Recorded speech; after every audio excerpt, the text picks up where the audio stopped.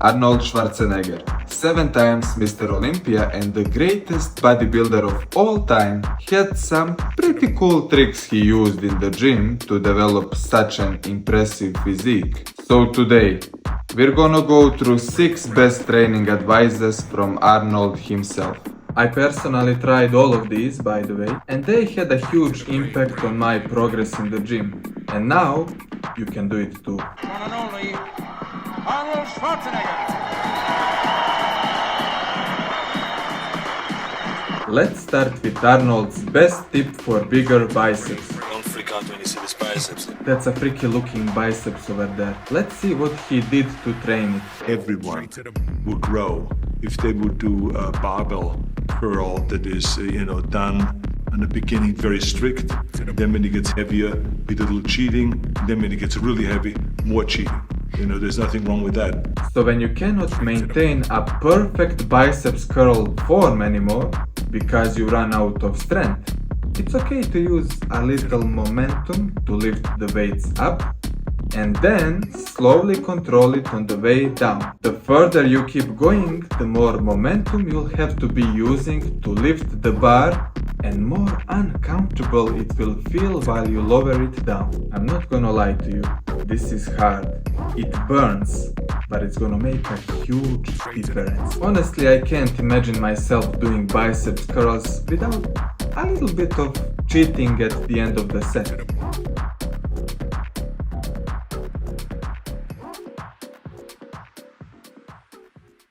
We many times went into the gym just as one day a week, where we went to 110-pound dumbbells and we did dumbbell presses. We did 6 reps.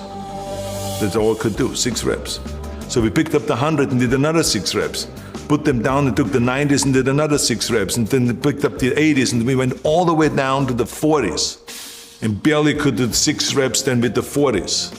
But I can tell you that I did not know where to put my arm, because my deltoids were screaming. This training technique Arnold did will help you be more efficient with your workouts. You can stimulate your delts to grow in a very short time while allowing maximal muscle fiber recruitment. Arnold had these really good looking calves, but it wasn't always that way. During his younger age, his calves seemed to be the weakest link. That's why he started prioritizing calves training. He would begin the workout with calves exercises. That allowed him to have better focus and more strength because he was completely fresh at the beginning of the workout. And that gave him some pretty decent results, wouldn't you say?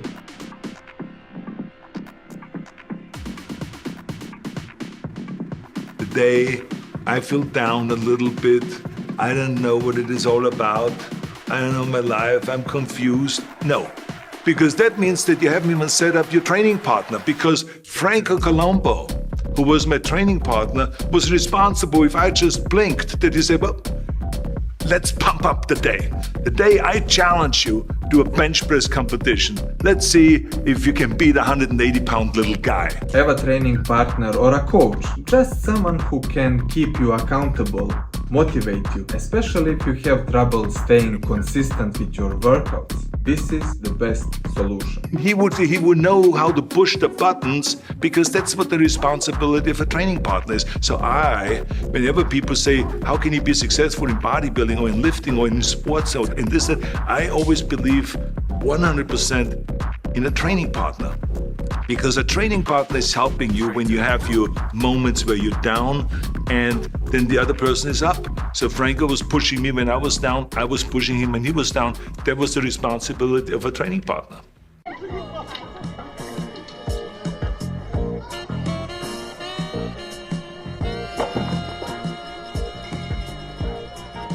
Okay, Franco, lazy bastard. Look. 1, 2, 3, 4, 5, 6, 7, 8. Das ist genug für heute. Komm. Okay. Now here is one great training technique Arnold used with his training partner to build his biceps. We pushed each other all the time. So imagine that you have a situation where I take a barbell and I'm doing now my 10 reps. And now I give it to you, right? You're standing right in front of me, you're my training partner, so I give it to you. Means that don't put it down because that's the rule, right? Yeah. So I give it to you, now you do your 10 reps. Well, after your 10 reps, I got to take the barbell again. I cannot walk away to the water fountain because otherwise I'm gonna act like a loser. Yeah. So, and definitely not like a training partner. So now I have to take the barbell again and I do the 10 reps. But after I'm finished, I give it to you and now you have to deal with it. And you have to decide, this is how it went back and forth. And your arms felt like falling off. This is such a powerful thing, especially if you surround yourself with people who are better than you. For example, if you are an entrepreneur, you most likely want to hang out with rich, more experienced, more successful business beasts. Same goes in fitness. It completely shifts your reality when you are training with someone much stronger than you. And you see him benching 3 plates while you can barely bench 2, you start believing that it's possible. It inspires you to keep pushing. Go for it. Come on now. You can give me 2 more. 2 more. There you are. And 1 for mommy. Son of a bitch.